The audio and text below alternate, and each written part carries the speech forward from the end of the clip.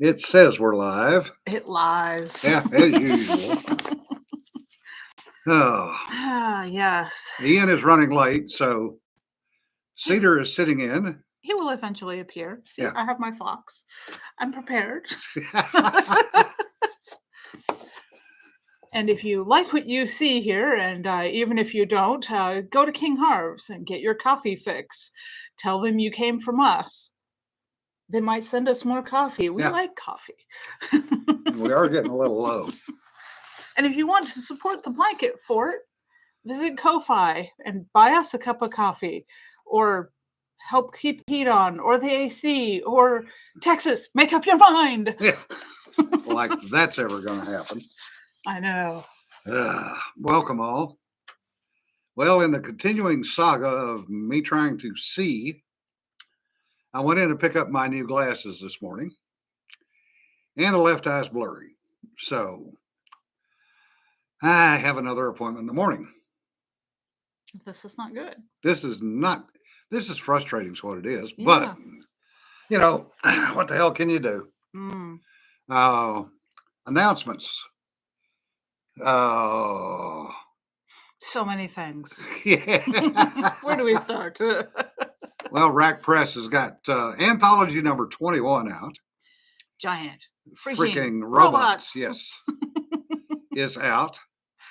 And Jay Totten has a new one up called Sky Soldiers. It's another short story. In his Breaching Ain't Easy series. Yeah. Cedar did the cover for that and for all of his. And I did the Giant Freaking Robots cover. Yeah. So I'm just all over the place today. Covering all the things. No comment. Ooh, Robots of Malta. Actually, No. Ian would be having fits about now. Yeah. Oh, joy differs. Yeah, I can remember sending the children to nap and listen to them scream at each other. Oh, that brings back memories. Yeah. Why do I feel a headache coming on?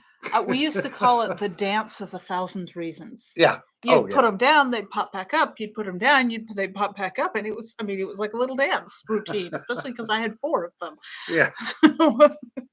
Yeah.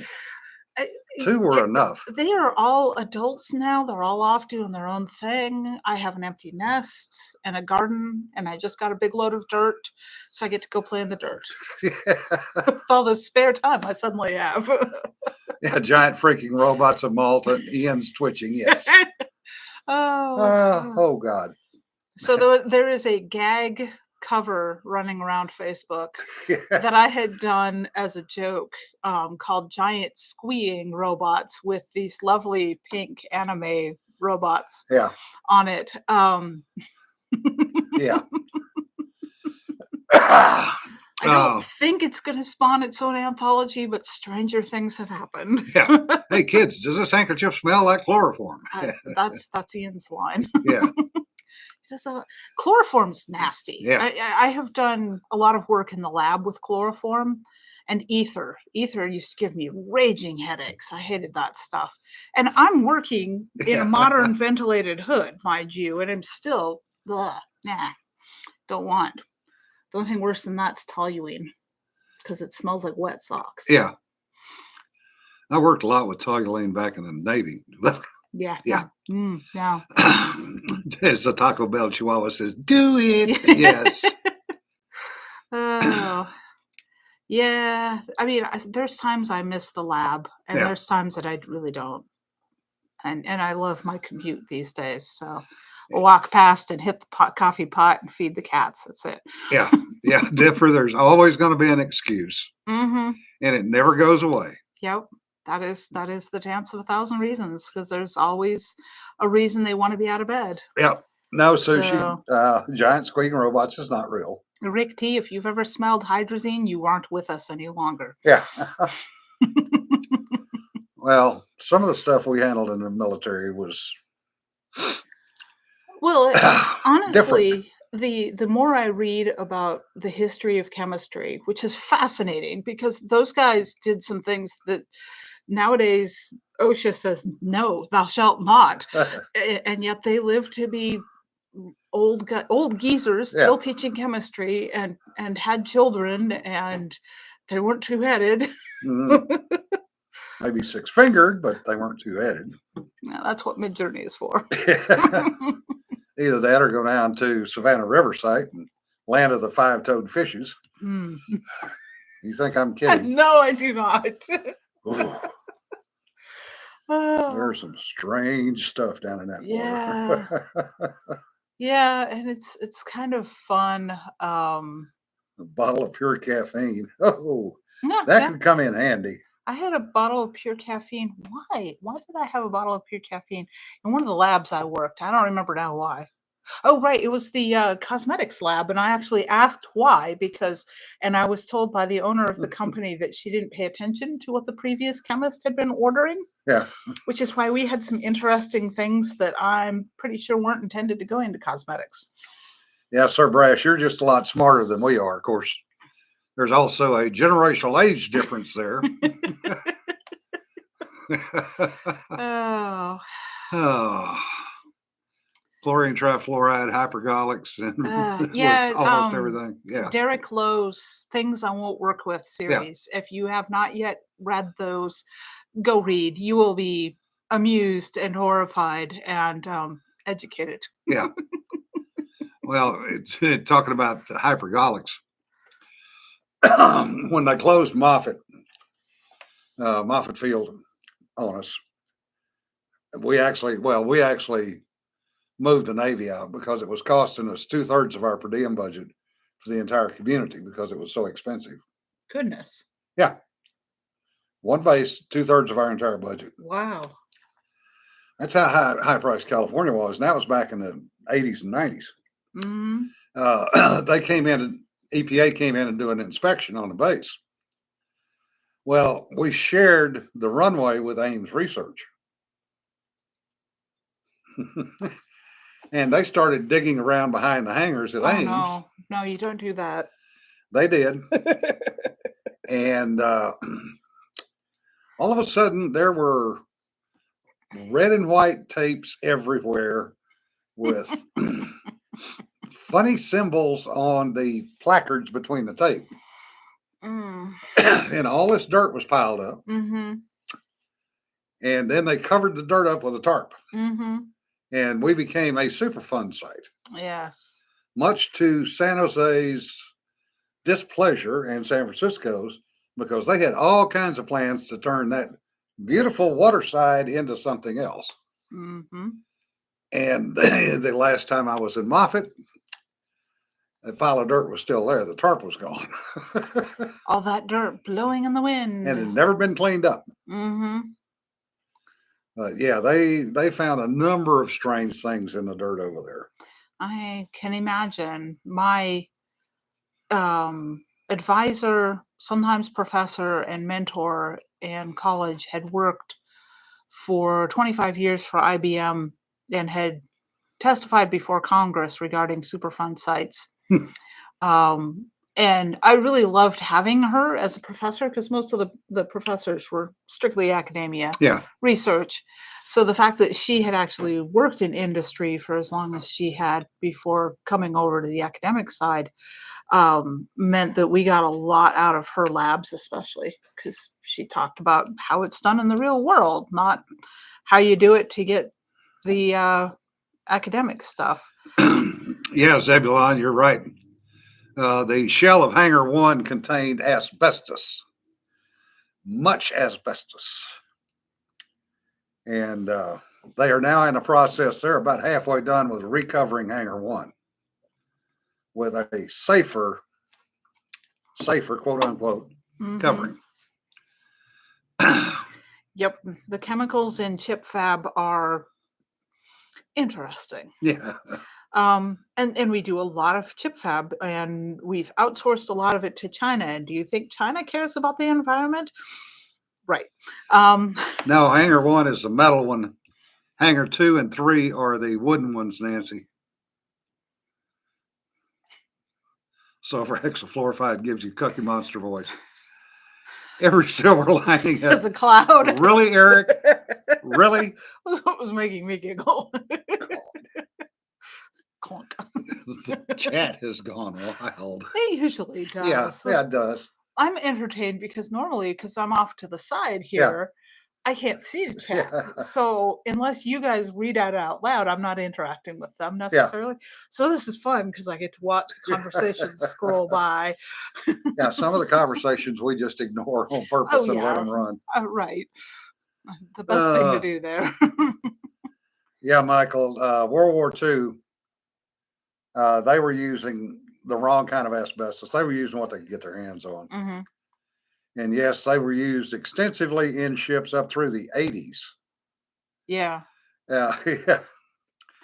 True, Dawn. Yes. The chat goes where it wants to. Yeah. I mean, the thing with asbestos is if it's locked into something, like the old house that we owned in New England, the tiles in the kitchen were almost certainly asbestos. And we were told that basically, as long as we didn't do anything with them, if we wanted to put a new floor down, just lay it on top, that it was fine. But if it's loose, that's a whole different story. Well, the house next door to yours has asbestos shingles. Mm-hmm. Yeah. Yeah. So, and I mean, it is, in Ohio, asbestos on the siding of the house is very common, which I have to imagine is great for worrying about fires. And that's probably why they used it in the first place. Yeah. But again, you don't want to mess around with pulling that off and doing anything with it. Well, if you believe what they're saying today, none of us should be here between the lead paint, the asbestos, all the stuff that we fooled with in the military. So, none of us should have survived. So here's the thing with lead. So one of the things I used to have to do in the lab was I did heavy metals testing. Yeah. And primarily for determining the presence of heavy metals, we were testing against a lead standard. Did you chew any lead paint? No. However, I did learn something when I was researching as I was getting ready to do this, and I was curious because I wanted us to move to the ICP, to the inductively coupled plasma, because plasma torch. But also it was going to be a much more accurate and precise than the 150-year-old wet chemistry, very dangerous test that I was conducting. Yeah. And I discovered that they have not set a lower safety limit for lead. So basically, if you can test and detect lead, it doesn't matter how little of it there is, then it's bad. Yeah. The problem with that is that there almost certainly is a lower level. Yeah. We just don't know what it is. So the lead paint chips, maybe? Yeah. Chips and dip, Yeah, I mean, we were kids, for God's sakes. We didn't know any better. I mean, some of the stuff that, some of the stuff I used to do as a kid. Yeah. And there goes wrinkle red. Occupational or environmental, because they're significantly different. Yes, they are. So. Everything is known to cause cancer in the state of California, Sir Brash. You know that as well as I do. Yeah, drinking from the garden hose, riding in the back of pickup trucks. No seat belts, no child seats. Mm-hmm. Let me see, what else? I mean, I post-date seat belts. Yeah. But no, you're not that old. I'm after seat belts were a thing. Yeah. So all right, post not free. Dang, never mind. I'm having one of those days, folks. And I put it oddly, so. Yeah. Speaking of which, apparently my post on Facebook this morning never showed up. Riding bikes without a helmet. Yeah. Yeah, I didn't have a bike helmet until I was an adult. Yeah. Heck, I didn't have a riding helmet, and I used to ride Mustangs. They were mostly broke, but still. Yeah. California is the carcinogen. I'll agree with that one. I think that's like the thing. If everyone you meet all day long is an asshole, then maybe it's you that's the asshole. Yeah. In California, if everything causes cancer, maybe you're the cancer. Yeah. Yeah. That was one of the other things as a cosmetic chemist. The company I was working for had not considered Prop 65, So I had to go through and determine what was or was not um, Prop 65 so we could make our labels correct for distribution into California, which was fun Yeah. because it's not everything, but it comes damn close. Yeah. Oh, 50 micrograms per cubic meter of air, Winkle Red. Damn, I don't even know what. Oh man, indoor firing range on the firing line with multiple people shooting. I'm gonna guarantee they're exceeding that. Yeah, we eliminated Darwin from the equation. Yes. Mm. Yes, and now we have gone to Lamarckian evolution. And yeah, I've written about that, Yeah. about the urbanization and the adaptation of humans to the urban society Yeah. and the potential for speciation difference between city folk and country folk. Yes. Yeah. Oh, speaking of Disney, Mm. Disney General Entertainment Content Inclusion Standards Requirements. This one is floating around. If you haven't seen it, go find a copy. I'm going to just go through one of the 5. Standard A, on-screen representation. At least 3 of the following 5 areas need to be met to fulfill Standard A. A1, at least 50% of the characters, regular and recurring, come from unrepresented groups. A2, 50% or more regular and recurring actors come from unrepresented groups. A3, secondary characters, meaningful inclusion of unrepresented groups as secondary or more minor on-screen individuals, including background actors. A4, series premise, meaningful integration of underrepresented groups in overall themes and narratives. Or A5, episodic storytelling, ongoing meaningful integration of unrepresented groups in episodic themes and narratives. And there's a standard B, which is creative leadership, standard C, which is below the line, i.e. the crews that work it, and standard D is industry access and career development. It's no wonder they're losing money hand over fist.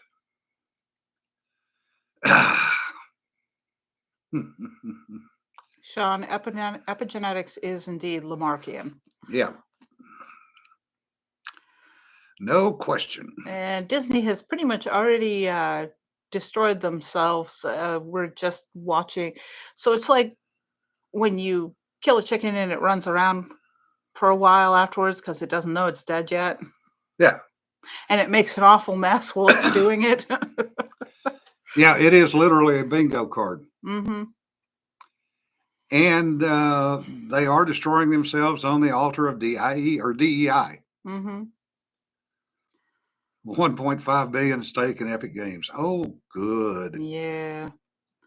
Yeah, I was highly amused to see that Elon Musk is bankrolling Gina Carano's. Yes. And it looks like Roseanne Barr is also going in on that. Yep. And there's probably a bunch of more too. Those Yeah. are just the 2 I happened to see yesterday.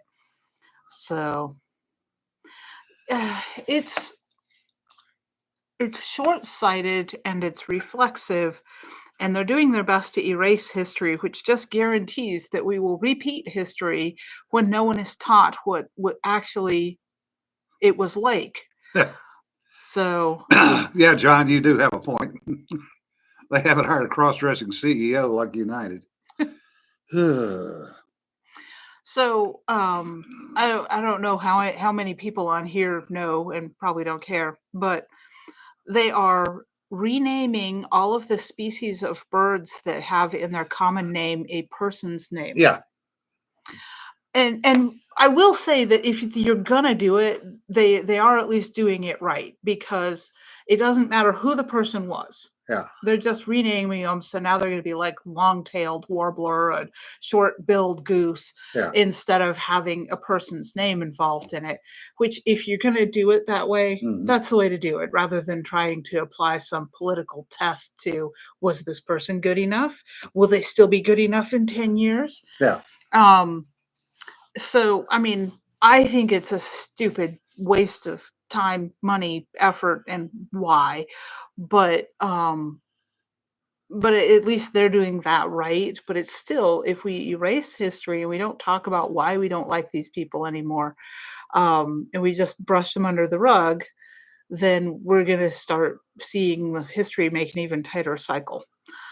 Yeah. Well, They're not changing the scientific names. They're only changing the common names. The changing scientific which, names is a whole involved process yeah. that I'm pretty sure they wouldn't actually be able to do. So Well, they'll minimize them to the point that nobody knows anything about scientific names unless Yeah. you're a super nerd like me. Uh,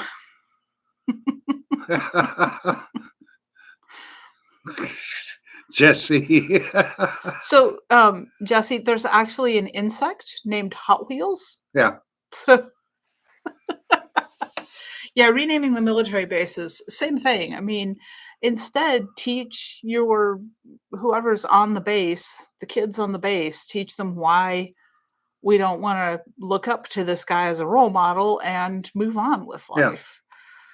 Well, and what they're counting on is as we die off, hmm the previous generations will forget the name. Well, and you can't push back. Yeah. That's the thing. Is they're like, oh, we can't have this person. They were racist or colonialist, or they were degrading to indigenous peoples, which is the thing that I was hearing about naturalists. And I'm like, Yeah.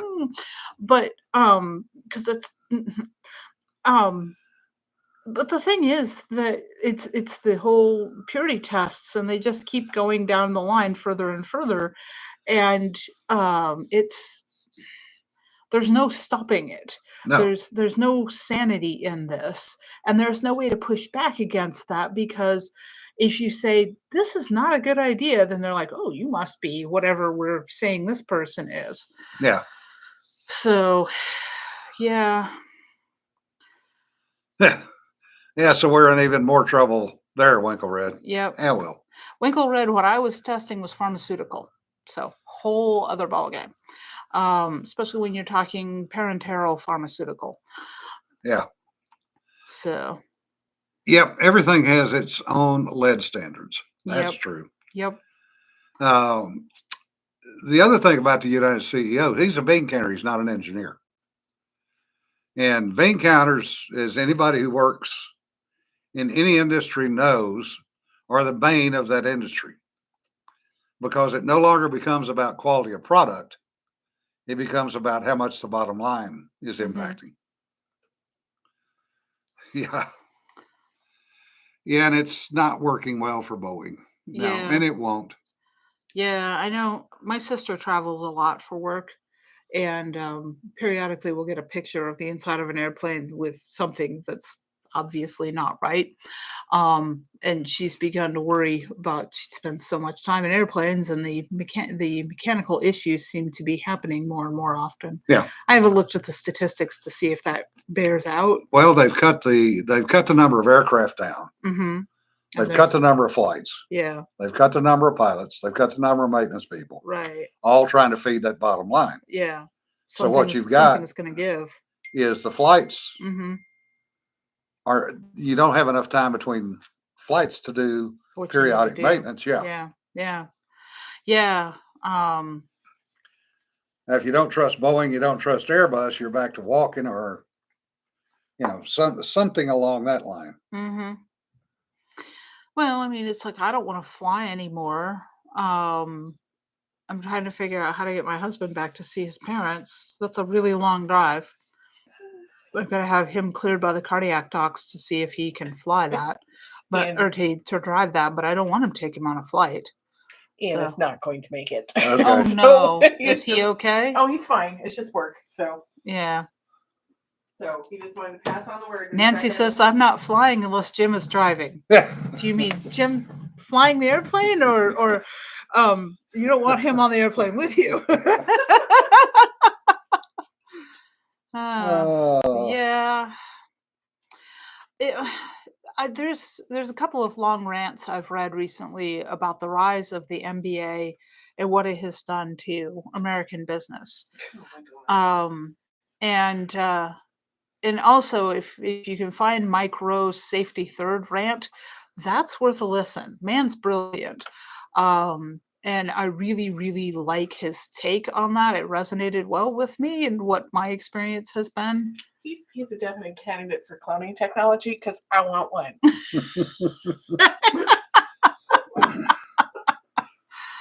Oh. You think I'm kidding? No, I don't think you're kidding. Which it goes into what we were talking about last night with the Three Moms of the Apocalypse. We were talking about Casey Azell brought up a concept that I absolutely love, which is uncompromising competence. And we've talked before about certain kinds of books that we like because they're competence porn. We like competent characters. We like competent people in real life. When we see someone get into their job and be really good at it, and they're just a competent person, you respect that person. Yeah. So, and that's the kind of people I like and I like to hang out with. An MBA that's just worried about the bottom dollar, not competent at what Yeah. they're doing. But So, if you look at today's world, competence is a form of patriarchy. Right. Well, they talk about the meritocracy and we can't do merit hiring because that's discriminatory. And I'm like, how? Yeah. How is that discriminatory if you hire someone because they're good at what they do? Yeah. Safety Third essay. Yeah. Mm-hmm. Yeah. I remember that one. Yeah. Yeah. Yeah. What is an auto train? Auto train runs from Lorton, Virginia to just outside Orlando. You basically drive your car on and pay a whole bunch of dollars. It's like a ferry. Yeah. Oh, It's a ferry train interesting. for people that are going to Florida. And a lot of the snowbirds use that. Yeah. Okay. I can see why, because then you got your wheels when you get down there, but you don't have to deal with the drive. But the price has gone up to the point it's cheaper to drive now. I was looking into this because I was curious because it sounded like a good idea to take the train, go to Oregon and see my grandmother. And I was like, I can be on the train with my laptop writing or working. And poof, the price, I mean, that and there's legs that I'd have to take a Greyhound bus on. And it's, once I looked into it and I was like, I can't afford $5,000 just for the trip, first of all. And second of all, so yeah, no, I figured you didn't stay in your car for the whole ride. I've done ferries, big ferries in like Alaska a few times. You don't stay in your car there either. No, as a matter of fact, you're not allowed to get in your car. They take the keys. They take it. Yeah. So basically, if you're smart, you will take everything valuable out of the car before you ever give them the keys. But I can see their point with taking the keys because I've met the public. Yeah. Well, and also it gives the Amtrak employees time to go through and riffle your car and steal whatever they want. I'm sure that, yes, that's part of it, but also letting somebody keep their keys and do something dumb is, two bad answers there. Yeah. Now, train travel here versus the rest of the world is no bueno. Yeah. Eurorail, great. The Shinkansen in Japan, fantastic. As long as you're not sitting and leaning your head up against the window when two of them pass. Ooh. Because at a combined speed of about 300 miles an hour, those windows go. Ow. And if you're leaning up against one half asleep, you get your brain rattled. Ask me how I know. Yeah. Ouch. Well, we used to, when we were living in the DFW area, we'd throw my kid on the train in Fort Worth. Yeah.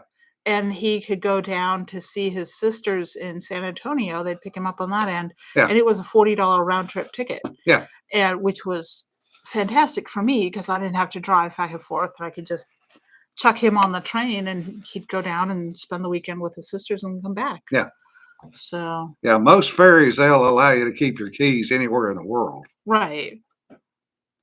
A ferry's a little bit different than Yeah. car on the train. Yeah. Yeah. For obvious reasons. Much less parking. Right. Well, that's what I was thinking. Was that I would want the train employees that have done this a few times to do the parking on the train. Yeah, our rail is crap compared to the rest of the world Mm-hmm. because the lines are shared with freight. And quite honestly, what's the best way to put this? The quality of the track is low standard because basically because the amount of mileage, Mm-hmm. the track base is different. Yeah. Sometimes it's different within 5 or 10 miles, Yeah. and they don't have enough people to maintain it. Yeah. Nor do they have enough to upgrade on a routine basis all the track underpinning. I mean, just here in our little town, I've been in here now 7 years, and they have redone this track, 3 mile stretch of track, probably 3 times in 6 years. Mm-hmm. Because a lot of very heavy traffic on it. Yeah, Rick, So- that's also an excellent point. Passenger traffic is an afterthought outside of the Boston-Washington corridor. Mm-hmm. And I've ridden that Excella, and it sucked. Yeah. And if the weather hits up there, Mm. yeah, that all goes to a screeching halt. Yeah, and I mean, my kid gets all enthusiastic about the concept of bringing back rail travel and improving rails. And John Van Stry up there somewhere said the rest of the world is small. Yeah. And that's exactly it. I mean, even people that live here in the US often don't have an idea of the scale Yeah. of what we're talking about, just without even just the lower 48, not even talking about Alaska and that area up there, which I'm thinking about the deep cold and train tracks and going, Yeah. no, just no. But yeah, it's Well, Ben's right. It's freight quality track. yeah, And Winkle Red, we're seeing 3 mile long trains come through here. yeah. One of my old flight engineers became a railroad engineer, and he worked for CNSF or BNSF, Norfolk Southern, and then he became an inspector for Department of Transportation out of Utah. One of the things he had to do was get qualified on steam engines because they have both big boy and they also have the steam engines that they use to replicate into track, the Golden Spike out there. Mm-hmm. But he said 3 mile long trains are the norm out West Coast, and that they have to have an engine every 8,500 feet Yeah. because that's the minimum safe length for the train. Mm-hmm. And he was telling me the reason that Big Boy or the other diesel or the other coal trains, older style steam trains, run a diesel with them is to slow them down because the diesels have what's called differential braking. So they can actually rack them back and they will help slow the train down. Mm-hmm. But we see 150 car coal trains coming through here with 5 engines on them. Yeah. Yeah. And we're flat. Yeah. Yeah. I mean, I have driven back and forth. Dynamic braking. Thank you, Raptor. Words, they mean things. I've driven back and forth from one side of the country to the other and up to Alaska and back down. And that was all driving. So I have a pretty good grasp on just how daggone big this country is. Yeah. But there are a lot of people. I mean, Jonna had a really funny interaction. It wasn't funny to her. So sorry, Jonna. with a young man at our local bank here who's never really been out of Texas and wasn't sure entirely what a passport was. I knew what it was. He just didn't think it was good enough ID. He didn't think it was a good enough ID. I'm like, when you get a job I-9, it says driver's license and birth certificate or just a passport. Yeah. But that aside, there's a lot of people that have never been far from their hometown. Oh yeah. He's barely been out of Texas. Yeah. I've So got- never been anywhere else. I've got high school classmates that have never been anywhere. I mean, to them, a big trip was to go down to Galveston to see the ocean. Yeah, I had kids in my high school who had never been out of town. Yeah. In high school, they had Yeah. never left town. They hadn't even gone across the bridge to the other town. Yeah. It's like, what is wrong with you people? Yeah, and I mean, I know my kids wound up, I moved them from New England to Ohio. And then they wound up moving from Ohio to Texas. Well, Yeah. 3 of them did, not all 4. And they were regarded as these exotic, well-seasoned travelers, you strange alien people, Yeah. because they had moved that far. And that's on top of the fact that we really are, America is a mobile nation. Yeah. Far more than England or Europe. So I have a friend in England who hasn't seen his mother in almost 5 years because she lives so far away. It's 45 minutes. yeah. Oh yeah. And like, I drove that long to go to work every day. Yeah. So Yeah, same. I had a 45 what? minute Well- commute for quite a while. Think about the New Englanders. oh, right. They think it's so far. Okay. Yeah.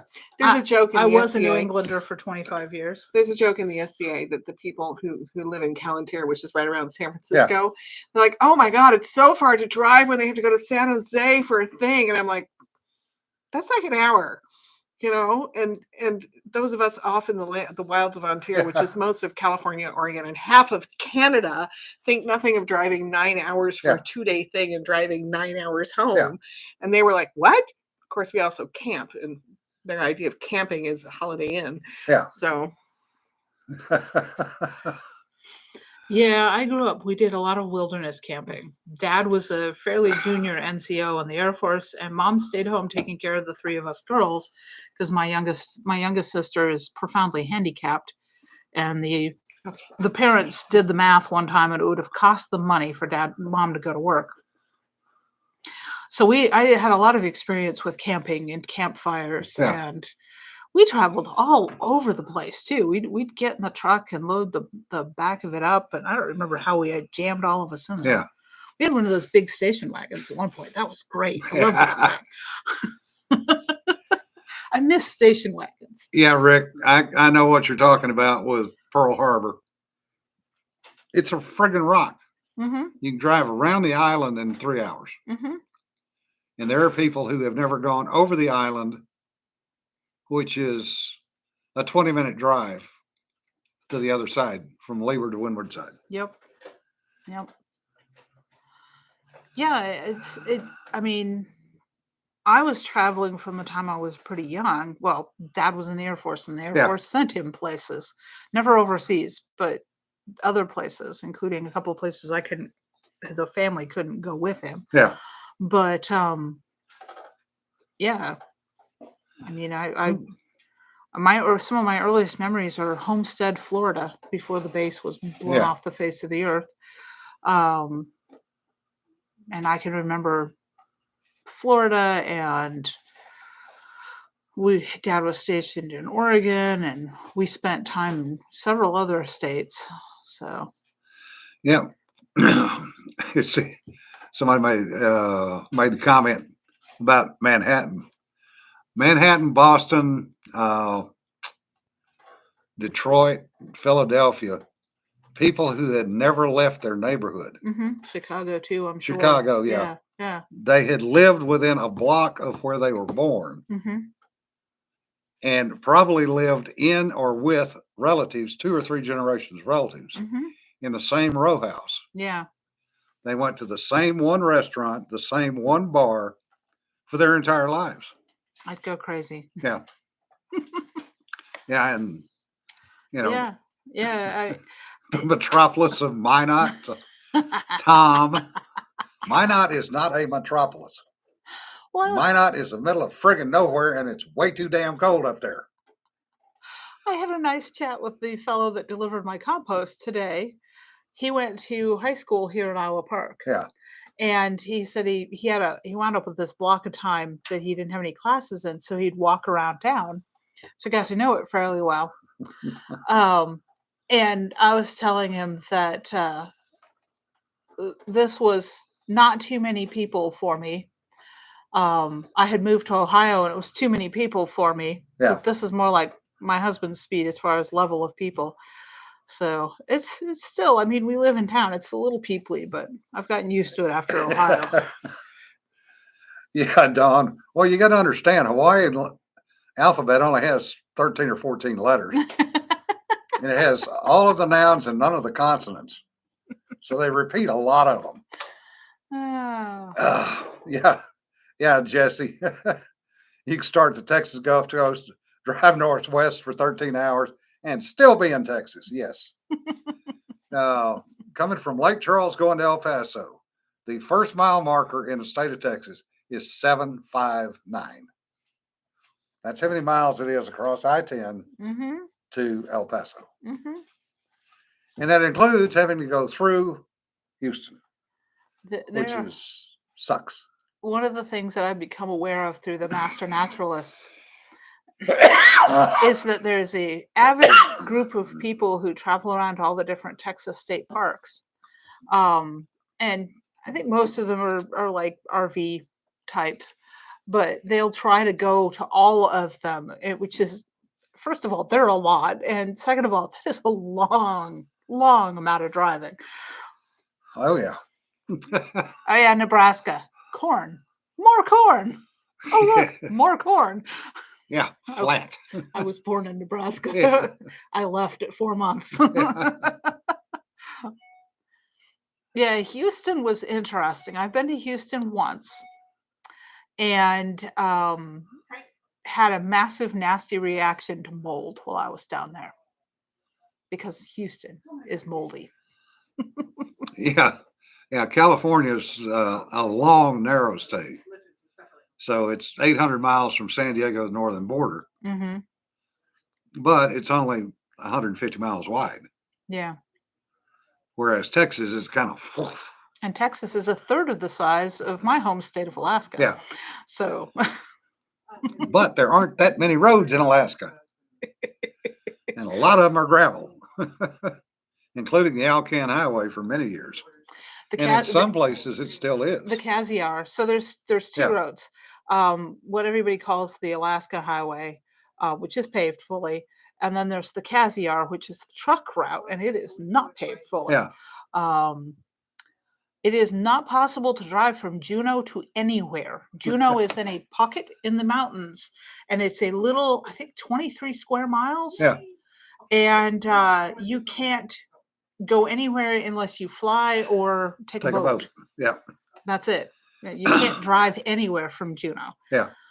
So, Brian, sometime I'll have to show you my Alcan Highway rolling pin. There's a story attached to it. And if you go north out of Fairbanks, you hit North Pole. No, North Pole is actually south of Fairbanks. Yeah, you're right. You drive through North Pole to get to Fairbanks. Yeah, you do. But if you go north, heading for the road to Dead Horse, which does exist, which is gravel, you get about 10 miles north of Fairbanks. And just about the time you hit the Arctic Circle, which is 66 north, it goes to gravel. And it gets progressively worse from there. There are actually good reasons for it not to be paved up there. Yeah. Oh, yeah. So, I know. The 40-mile highway, which extends from the Alaska Highway somewhere between Northway and Tok up towards Dawson and Yukon Territory, that one's all gravel. Yeah. Dad did a lot of work up there, and I spent a lot of time out on that highway. That's also where we used to go caribou hunting, was up off that. So yeah, they love the pipeline because the pipeline is warm. Yeah, and it gives them shelter. It's Yeah. a windbreak. So they'll run along the pipeline. Yeah, it's the freeze-thaw So, yeah, cycle. the freeze-thaw cycle is nasty. Permafrost is not very deep at that point.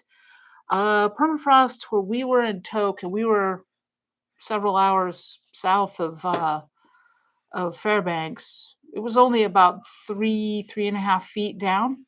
One of the things that we ran into whenever we had to dig an outhouse was you actually needed to heat the permafrost to dig deep enough to have a decent outhouse pit. Dad used to keep a big thing of boiling water, and he'd be down there digging the pit, and we'd be bringing water for him to pour over it, and then he'd dig, and then he'd pour more and dig. Yeah. Rental car counter who wouldn't do a one-way rental to Honolulu from Pittsburgh. And someone gave that man a driving license. Raptor, you're a better person than I if you could put up with that crap. Oh, sometimes you just have to laugh when you're dealing with the general public. Oh yeah. One of my cousins worked on the. He was a offshore welder, oil rig welder. Went to work on the North Slope, but he would only work 6 months a year up there because it was too damn cold for him. Because he's a Cajun out of South Louisiana. Mm-hmm. So it started getting cold, and he'd go home for 6 months. But he always had a job because when they were building it, they needed welders that Yeah. were good welders. Yeah. And all the guys coming off the rigs were damn good welders. Yep. And they could do what was called hot welding. So he always had a job, but he said, oh, damn, that got cold up there. And then I found out when I deployed to ADAC and ended up in Eielson and a few other places in Thule, Greenland. The only place you really see the deep permafrost is above the Arctic Circle. 66 North. Yeah.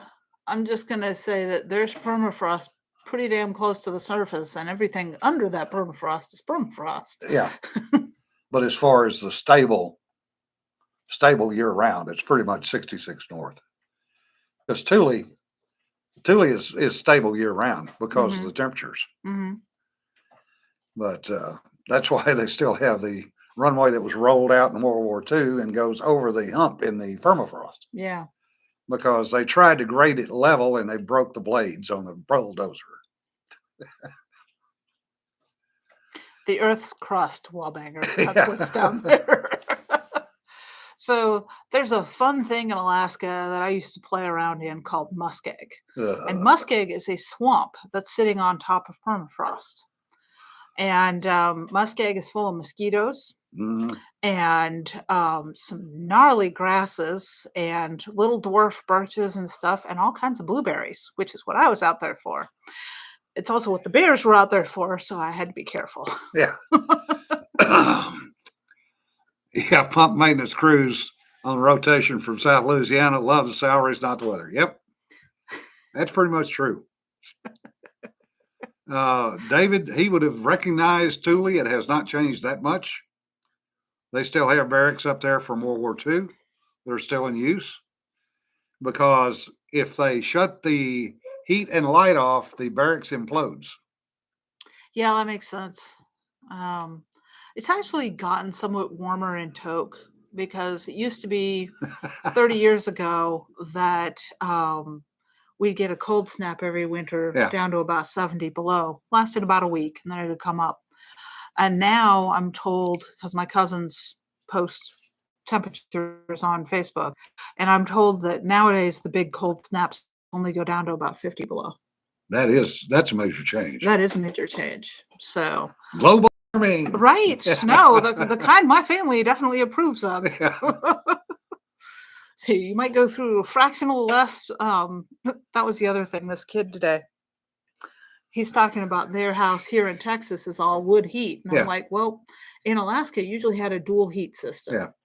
Because enough wood to heat your house through the winter is a hell of a lot of wood. Oh, yeah. That's cords and cords and cords. Yes, it is. Yes, it is. I used to have to manage that because we did not have a dual heat system out of the cabin. We didn't have electricity out there. And Dad was away for work. and mom and my sister have some physical issues, so wood was my issue. Tom, so cold you had to bring in the brass monkey. Yes, yes. Uh, Termites are not a thing. Even up into New Hampshire, termites are not a thing. It's too cold, they're not stupid. right?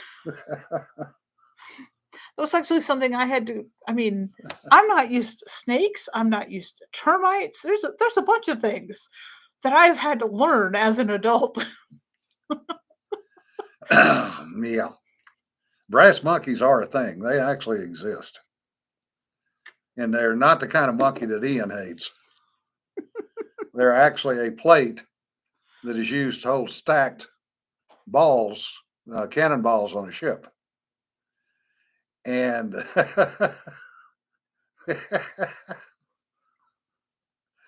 oh, David, not going there, not going there. Yes, the little climate. I don't think that's the right word. Or why some indigenous Greenlanders have Scandinavian genes. Yes, Yeah. yes, indeed. Yeah, there's an old Navy term from the age of sail, but they did exist. Hmm. And the problem was the reason they said freeze the balls off a brass monkey was Metal contraction. the metal contraction. Mm-hmm. Brass would actually contract so much faster that it would actually dump the cannonballs up out of it. Which, I mean, honestly, if you're running around on the deck of a ship having a bunch of cannonballs rolling around, sounds like a really bad idea. Yeah, but what they would do was stack them. Mm-hmm. I know. So they were readily available. Yeah, right. pyramids. Which makes sense, but still. Yeah, farm girl, I appreciated you watching out for snakes for me because I've trying to learn how to watch out for snakes, but I'm also very aware that I don't know what I don't know. Yeah, especially after Kelly got snake bit, got hit with a dry bite. Which is the man has all the luck, you know. Yeah, if you consider bad luck, But at least it was a dry bite. I mean, snake I have not eaten yet. Although I did. It tastes like a long chicken. Yeah. I was tempted to buy python fillet at Jungle Jim's, but it was $25 a pound, and I just couldn't bring myself to. What? Yeah. Jesus. It was expensive. I'm frugal. I also didn't want to spend $60 for an ostrich egg. We can get you rattlesnake with no problem. No, Dawn, you were definitely not going to carry Kelly anywhere. And knowing the ropes, yeah. Hoist with your own petard. I mean, yeah. Yeah, it definitely tastes like chicken. Yes, I've had a few of them. Got in trouble for one, two, three that we killed one time. Oh, I think I've heard this story. Yeah, they were protected. We didn't know it. Yeah, I know. Sanford talks about he got in trouble. They sent him out on the survival course. Yep. And paired this Ohio farm boy with a Cajun. Yeah. And the two of them are living high off the land, and their drill sergeant showed up and was like, "Get out of here!"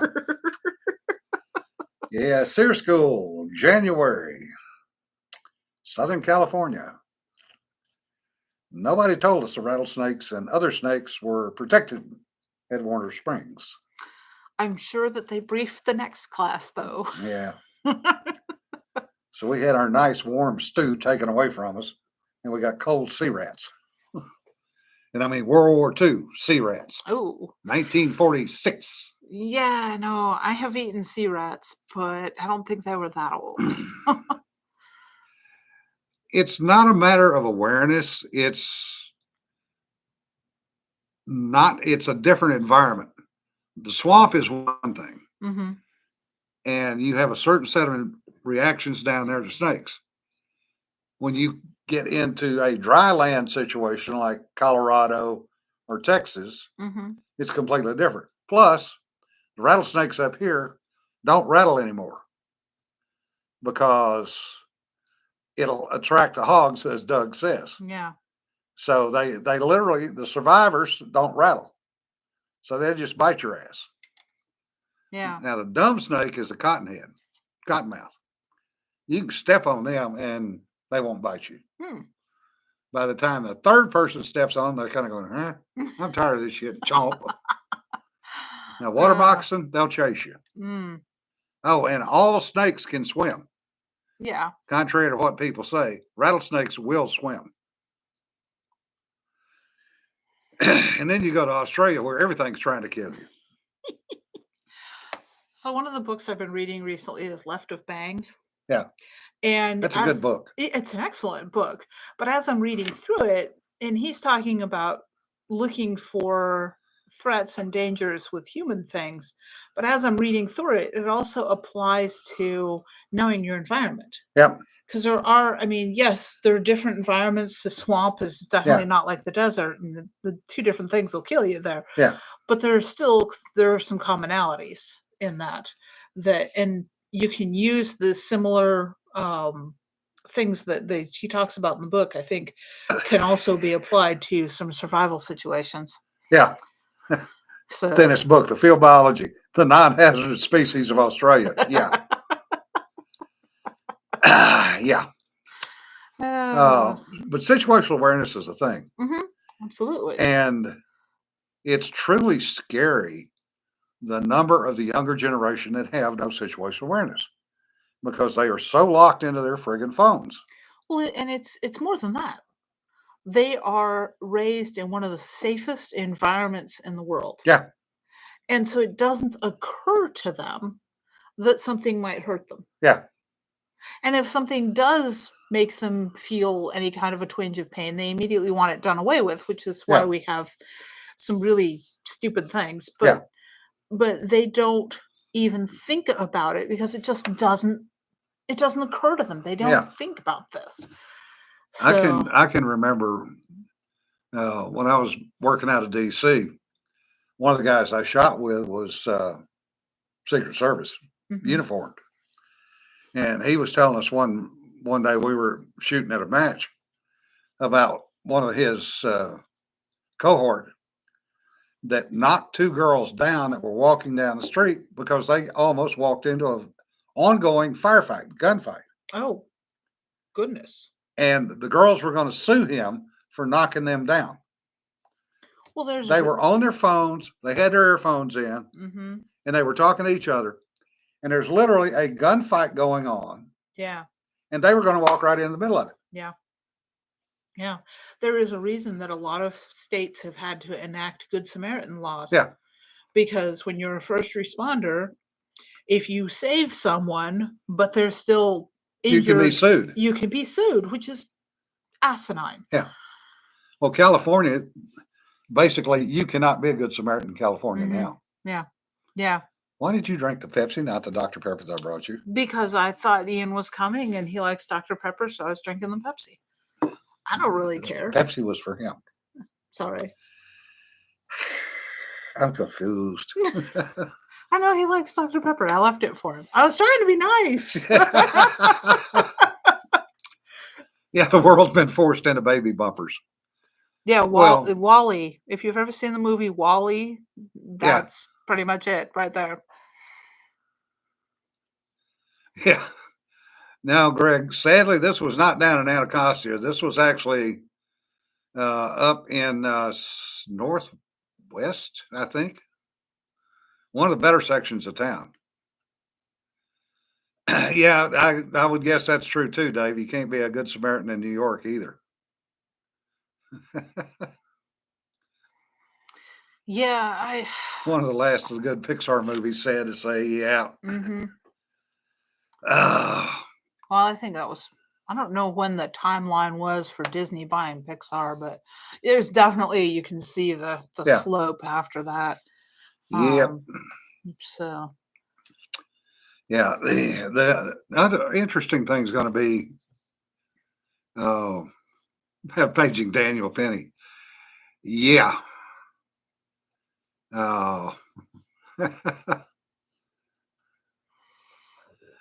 Oh, Winkle Red. Walk to 8th and I. Yeah, colorful part of the town's one way to put it. Yeah. Well, unfortunately, the learning curve, because we will not always have the safety, is going to be painful. Yeah. And you know how I can't say how we raise our kids because I'm out of that business, but how my kids raise their kids Mm-hmm. is going to be impacting. Yeah. And one of the things my kids are raising their kids to be is paying attention to their surroundings. Yeah. Which will make them very unusual. Yeah.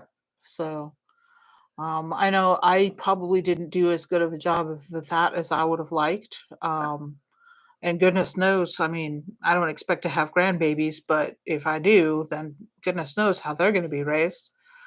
I see a lot of young mothers these days going, I won't let my mother-in-law or my mother have my child because they're not safe, because they're still doing the same things that they did to successfully raise the kid that's now complaining Yeah. about it not being safe.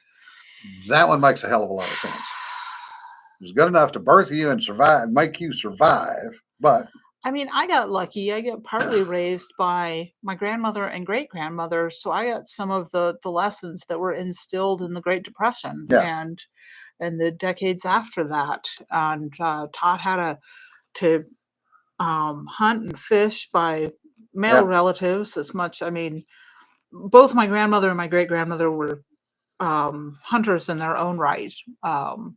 I've actually posted a few places. I should grab that photo and put it on my blog sometime. yeah. My great grandmother won a turkey shoot when she was 14.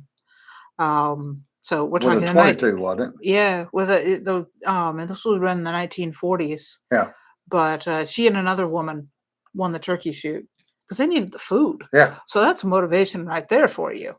And that's the other thing is we don't have the motivations anymore. Hunger is a powerful motivator. yeah. I know, I've been there. Oh, yeah. It's and CPS is so helpful. Yeah, no. That would be the opposite of helpful. And on that note, folks, we've wasted another hour of your time. Thank you for putting up with us. Sorry Ian couldn't make it, but that work thingy, Yeah, it's always fun when I get to sit on this side of the camera. well, you can do that every time. I know that, but Ian, you and Ian, you're the OG there. So. No, not necessarily. Everybody likes seeing you ladies on camera. Y'all are much more. We do the broadcast. So. Y'all are much more appealing to the audience than we are. I'll just leave it at that. Oh, shut up, Alan. Wider angle camera. I can go a little bit wider with Thanks, Todd. David, that's exactly what I meant. Oh. Oh, yeah. We watched before Cedar got involved. Yeah. Mm-hmm. Yep. And that's the reason Cedar is now involved is she's a plus. Oh. Y'all have a good weekend. Be safe. Pick your favorites for the Super Bowl this weekend. Try to get out in the sunshine if you've got somewhere you are. Yeah. And if it's not, stay warm. Yep. And remember, don't pet the sweaty stuff. Don't sweat the fatty stuff. We'll see you later. Bye-bye. Bye now. Oh, God.